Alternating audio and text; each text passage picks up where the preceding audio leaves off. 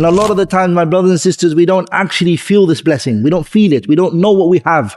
And so that's making us look at other things. Like, I don't have this, I don't have this, I don't have this. When in reality, what you possess is the greatest thing that any individual can ever possess. Not always does the money that you collect, not always the assets that you have, does it bring you a good life. Actually, majority of the times it doesn't.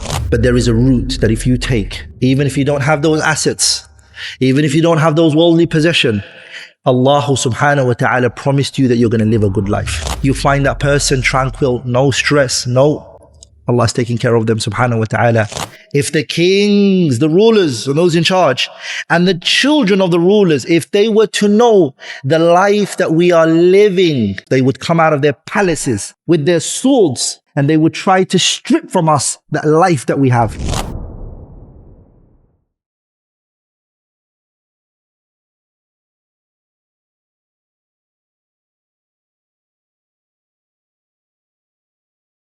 The greatest blessing I believe Allah subhanahu wa ta'ala bestowed upon every believer, which is al-Imanu billah.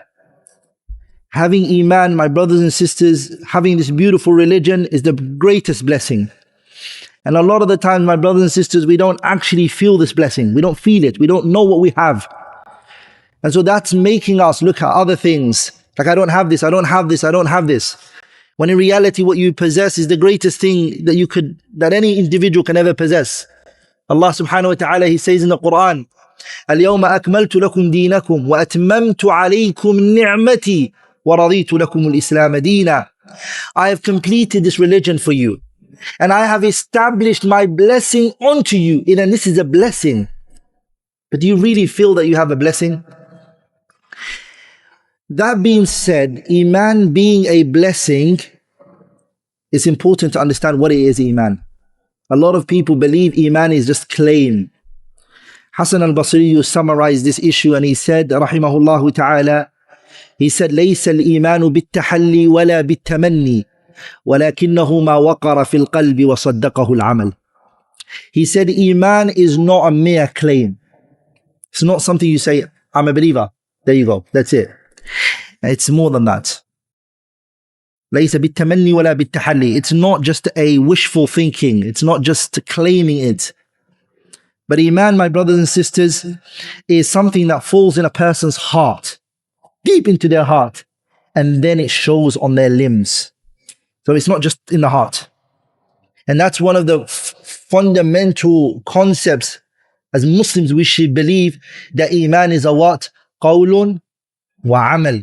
That Iman is what? Speech and what? Actions. Iman is not just speech. But my brothers and sisters, if a person has Iman, it's in their heart, and then it shows on their limbs, what is it that they're going to receive in this world? What are you and I, inshaAllah ta'ala, are we going to receive once we come with al-Iman? The ulama, they mention the Iman lahu thamarat, has many fruits. There's many fruits that you reap. Once Iman has settled in your heart and it has shown on your limbs, there's fruits that you will reap from it. And those thamarat that you reap can be ajilah or ajila. It can be now in this world, and it can also be in the hereafter. And it's going to be in this world and also in the hereafter. One of the things that you receive, if you really, really have Iman in your heart, and then it shows on your limbs, my brothers, is the first thing that you will receive is al-amn wal-aman. Safety. You will receive that. Allah subhanahu wa ta'ala will give you what? Al-amn wal-aman, safety. That is a promise from the truthful one. Allah subhanahu wa ta'ala.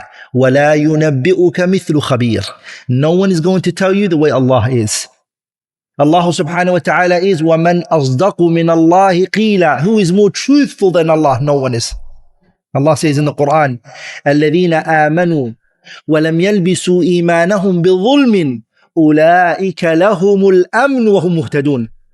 The people who have Iman, again, as I said before, go back to the beginning, the Iman that's entered the heart, and then it is showed on the limbs, there's implementation of it. الَّذِينَ آمَنُوا وَلَمْ يَلْبِسُوا إِيمَانَهُمْ بِظُلْمٍ. And they have not come with the opposite of al-Iman, which is shirk. Because the Prophet explained the word dhulmi here to mean what?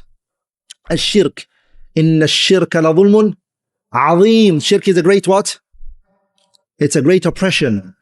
So these people, they have Iman, and the Iman that they have in their hearts, they have not mixed it with the opposite that goes against it, that nullifies it, which is shirk. They didn't. Allah says, Ulaika lahumul amnu. Those people who have Iman in their hearts and it's showing on their limbs, Allah says, those are the people who are going to receive safety. Ulaika lahumul amnu wa hum muhtadun. And verily they are the guided ones. So number one is what? When true Iman is in your heart and on your limbs, Allah subhanahu wa ta'ala is telling us that you're going to receive safety. Number two, a good life. You today are looking for a life on this earth. Why do people work? Why do people save? Why do people have money in their bank accounts? Why do people have savers account? Why?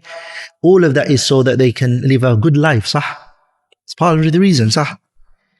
But not always does the money that you collect, not always the assets that you have, does it bring you a good life. Actually, majority of the times it doesn't.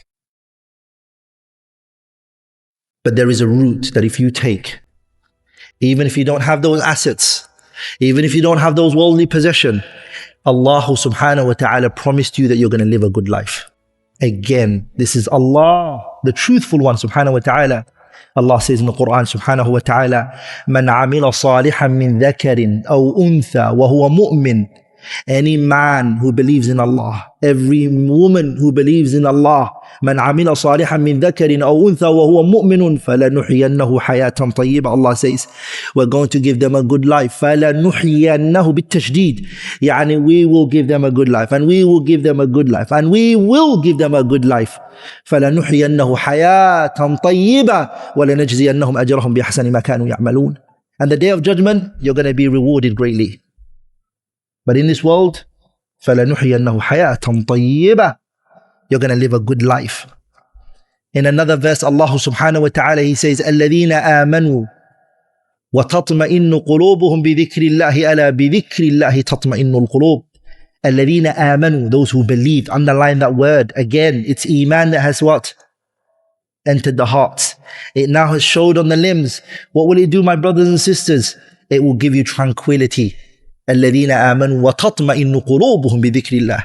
You find that person tranquil, no stress, no. Allah is taking care of them subhanahu wa ta'ala. The Prophet, Allah subhanahu wa ta'ala, went on to say, أَلَا بِذِكْرِ اللَّهِ. Verily in the remembrance of Allah does the heart find tranquility. And that is what some of the righteous meant when they said, لو علم الملوك وأبناء الملوك ما نحن فيه من النعيم والسرور. If the kings, the rulers, and those in charge, and the children of the rulers, if they were to know the life that we are living, لجادلون عليه بالسيوف. They would come out of their palaces with their swords, and they would try to strip from us that life that we have. The scholars mention, like Abu Nu'aym al-Asfahani in his kitab Hilyatul Awliya wa Tabaqatul Asfiya, he mentions this. Even Ibn al-Jawzi, he has summarized the kitab Hilyatul Awliya, he summarized it in his kitab Sifatul Safwa, where he took out all the narrations where he believed were fabricated and made up and not authentic. Even he states it in that book. The story of the two men that I've mentioned multiple times here, who went to the edge of the ocean and they were dipping their bread in the ocean, dipping it in. They didn't have soup. They had no chicken, no rice, nothing with it. They just had two dry breads, and they were dipping the bread in the side of the ocean in order to make it soft so that they can eat it. Ibrahim ibn Adham said to Abu Yusuf, لو علم الملوك وأبناء الملوك ما نحن فيه من النعيم لو علم الملوك وأبناء الملوك ما نحن فيه من النعيم والسرور لجادلون عليه بالسيوف. If the kings and the children of the kings were to know the blessing that you and I right now have, what blessing? They got two dry breads dipping in the side of the ocean. He's not talking about worldly possession. He's not talking about money. What is he talking about? Al-Imanu billah. He's referring to the sweetness that has entered his heart. That's why, my brothers and sisters, When you receive al-imanu billah and your iman is very strong, you will become like a boat in the middle of the ocean, the tide all over the place. As long as that boat, the water doesn't go into the boat will not sink. The believer who has strong iman, and now it shows on his limbs, he will not sink.